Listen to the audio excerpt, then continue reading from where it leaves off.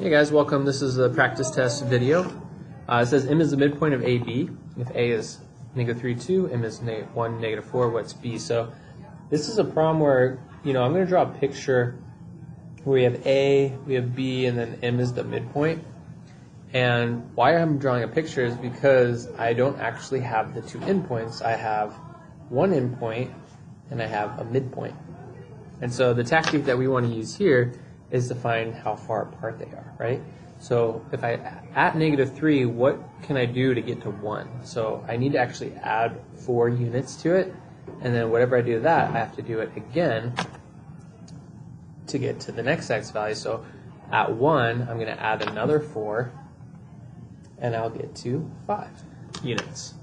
Okay, so the total distance is 8, and you can tell from -3 to 5 is 8 units. So we're going to do it again from 2 to -4.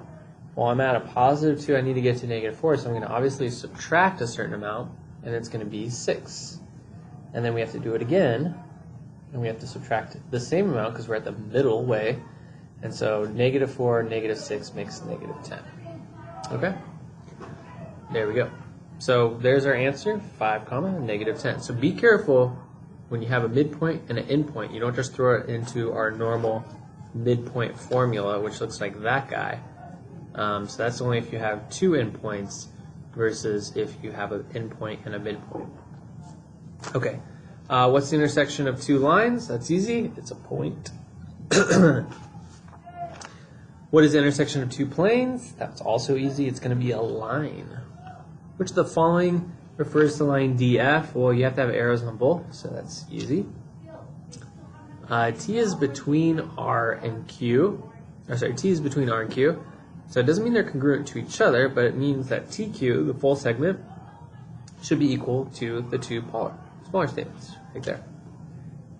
And boom, that's the answer. Find the measure of BE if C is between them. Okay, so let's draw a picture. There's a line segment of BE. The keyword between does not mean in the middle, so I purposely write this really close over here.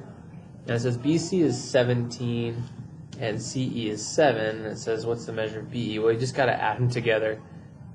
Segment addition postulate, basically. So 17 plus 7 is going to give you, I think that's 24, is the measure of BE. I should probably get my calculator out so I don't make a mistake on here, because that would be embarrassing. Number 7, find the value or measure of VL if L is between. This is the same thing. Now we're dealing with variables. Okay, so VL, find the measure of VL if L is between, V and N. So this is actually N, and this is L. So we want to find VL eventually. So VL is 2x, Ln is 3x plus 1, and then the whole thing is 21. Okay, so this is segment addition postulate, so we're going to add the 2 small pieces, 2x plus 3x plus 1. And we're going to set it equal to 21, the whole piece. It's an equal sign. So we're going to get 5x plus 1 equals 21. Subtract the 1, we get 5x equals 20, x equals 4. That's good, but it's not the answer. We're looking for VL. So VL is right here. So we just do 2 times 4, which is 8. The answer for segment VL.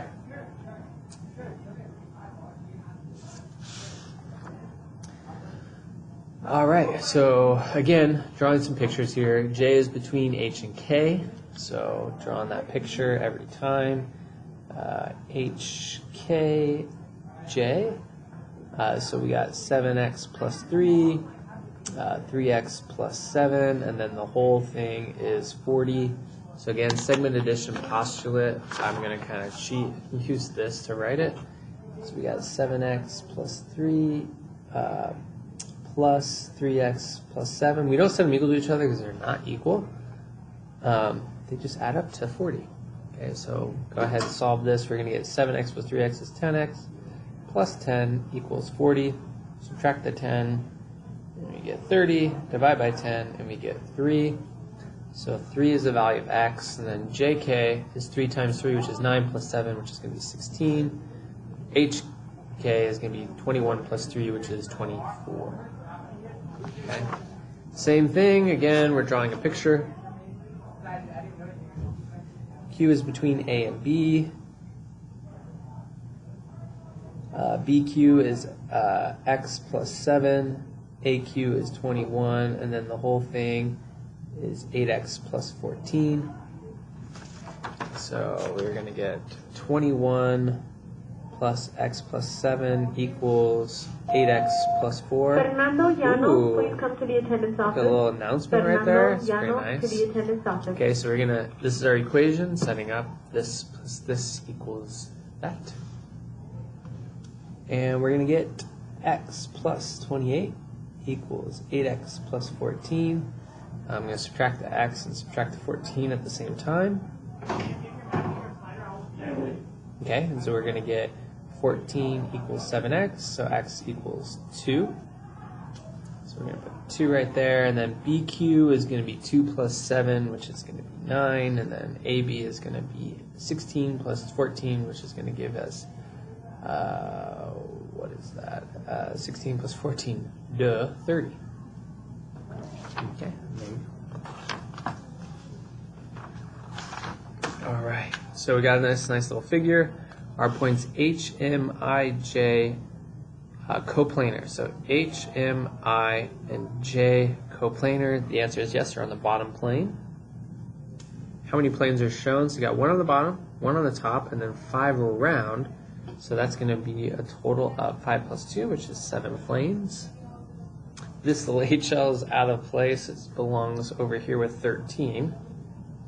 Sorry about that, but it says name the intersection of these two planes. So ABG is this side plane over here, and CHG is this other side plane. So they're going to meet right along GB line. And the intersection of ABC and HL. So ABC is the top, and HL comes up like this. And so HL is going to eventually go all the way and hit C, which will hit this plane. So they're going to meet at point C. And which segment contains, which segments are contained in all 3 of the planes? This is not possible, these 3 planes. We can find a point that is contained with all of them, but we actually can't find a segment. So there is no segment that can do that. Sorry, segments usually only are shared between 2 planes. Okay, so next question, I'm going to zoom out a smidge here. A lot going on in this picture. It says YW right here bisects and creates this kind of congruent piece. So this guy right here is, so the blue part is congruent to the yellow part. And then we also have these pieces are congruent. Okay, so that's what we get. So find the value of x in the indicated measure. So TX and XW are congruent pieces from our picture. So we can set these equal to each other. Subtract x, and we get x. Subtract the 1, we get 6. And then we find TW, which is the whole thing. Well, that's going to be 6 plus 7 is a total of 13. So it's going to be 13 plus 13. And so TW is going to be a total of 26 units. So I found one of these, XW, right here is 13. So the whole thing is going to be double that. So 13 plus 13 is 26. Here we have WX and then TW. So this one's kind of interesting. So WX is x plus 5, but then so is this one because they're congruent. So you have x plus 5 twice, and then that's equal to the whole thing of 4x plus 5. So you got x plus 5 plus x plus 5 equals 4x plus 5. That gives us 2x plus 10 equals 4x plus 5. Subtract the 2x and subtract the 5 at the same time. And we're going to get 5 equals 2x, or x equals 5 over 2. And then it asks you to find tx, which is this equation right here. Or no, sorry, tx is just this equation right here. And so we're going to get 5 halves plus 5, which 5 halves is really 2.5, so we're going to get about 7.5 equals tx. Okay. Find the distance and midpoint between each pair of points. Show your work. We're just going to go ahead and do those really fast. So here we go. 1, 2, 3, as fast as can be. Okay, so those are the midpoints. 3, negative 5 halves. Negative 3 over 2. Negative 3 over 2, 4, and negative 5 over 2, 4. We can leave them as fractions, or if you want to do 0.5, that's fine. Again, for these, we're just labeling these points and then plugging it into our formula. So very much like our flip book right there. So just going a little bit faster, and now we're going to do the distance formula. And there's our distance formula. Sorry, my fingers are over them. There we go. Rad 53. This doesn't reduce. 13 does. Whole number 13, and then the square root of 13 also does not reduce. Never leave your answer as a decimal. Just go ahead and simplify the radical of these two. Unfortunately, did not simplify. All right, on to the back page. Almost done. Here we go. 18. Let A be between B and C. Use segment addition postulate to solve. Again, drawing that picture. We're killing you with these segment addition postulate questions. Again, B does not mean it's in the middle. It just means it's somewhere between. So A is right there. Sure, why not? So we get 6U plus 12. AC is 4U plus 18, and then the whole thing is 40. So we just add these two together to get our value. So 6 plus 4 is 10U, 12 plus that, 18 is 30. Okay, subtract 30, 10U equals 10, so U equals 1. And that's all we needed to solve for. R, S, and T are collinear. S is in between. Wow, they really liked our segment addition postulate on this one, don't they? Okay, so R, S, T. We got 2W plus 1, W minus 1, and then 18 is the whole thing. So again, just showing all of our work. Segment addition postulate, man. Getting our workout in today. 2W plus W is 3W. That leaves that. W equals 6.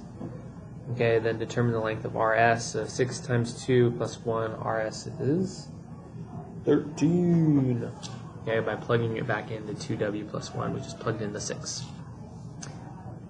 Give the appropriate terms. So this would be line, angle.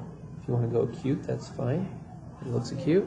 This is line, segment. It's okay, spelling is my specialty. And this is array. Okay, C is the interior of BOD, BOD. B is in the interior of AOC. Then B is in the interior of angle what? Okay, so this one's kind of weird, the way it's written, but we have C is in the interior of BOD. So I'm just going to draw a picture real quick. I'm going to just do it on a separate piece of paper so I have a little bit more space. Okay, so we have B-O-D, and then it says C's on the interior. So I'm just going to put C right here. And then this says B is in the interior of AOC. Okay, well, if B's on the inside, then AOC has got to be like that. AOC and B is on the inside there. B is also in the interior of angle what? Well, it's also in the interior of angle AOD. That's a pretty tough question there, but again, we took it piece by piece to solve. All right, so here we want to plug in the stuff into the picture that we know. FED is going to be, let's see, 2x plus 7. CDE is 10x minus 1. FDC, which is that whole thing,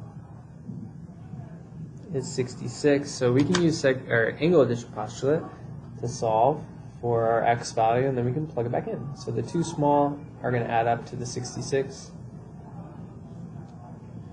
So we get 12x plus 6 equals 66. Subtract the 6, and we get 60 equals 12x, and that means x equals 5. So FDE is this one, so that's going to be 17. And CDE is going to be 50 minus 1, 49. Okay. All right, in the diagram below, MO bisects LMN. Okay, so that means these are congruent, so we just set them equal to each other. And we're just solving for x, so subtract the x, we get 2x, add the 20, we get 30, x equals 15. Okay, final stretch. Solve for x, solve for y. These are linear pairs, so we're going to set them up where we're going to add them together and equal 180. So that's going to be 9x plus 45. Subtract the 45, and we're going to get, I think, 135. And then we get x equals 15. Okay, and then this is going to be 3y plus 15 plus 3y minus 15 equals 180, because those are linear pair as well. So we get 6y equals 180, and so y is going to equal 30. And then we just plug them back in. So 15 times 4 is going to be 60, plus 15 is 75. So that means this has to be 105 to make 180. And I believe 5 times 15 is 75, plus 30 is 105. And then this is 30 times 3, which is going to be 90, plus 15, that's 105. And then this would be 75. Okay. X and y, so same thing, linear pair, we can go like this. 75 plus 2x minus 5 equals 180. That makes this 2x plus 70 equals 180. Subtract that, 2x equals 110, so x is going to equal 55. And then we do the same thing with y. 75 plus 4y plus 25 equals 180. That's going to be 4y plus 100 equals 180. Subtract it, and we get 4y equals 80. And then divide by 4, y equals 20. Okay, then we just plug it in. 55 times 2 is 110, minus 5, that should be 100 degrees. 20 times 4, wait, is that right? 55 times 2 is 110, so that's 105, my bad. 105 degrees, I'm sorry. I should add to 180 there, that's better. 4 times 20 is going to be 80, plus 25 is also 105. Then the same thing on this one, and then I'm going to skip number 26. Jeez, this video is getting long. Again, just these ones you can set equal. Actually, I don't even like that problem. Don't even do it. Alright, what are the skew lines? Name two sets. So again, just pick like a vertical and a horizontal. So those would work A, C, and E, F, and then you can pick C, D, and E, G, or something like that. So different planes don't intersect. Alright, thanks guys.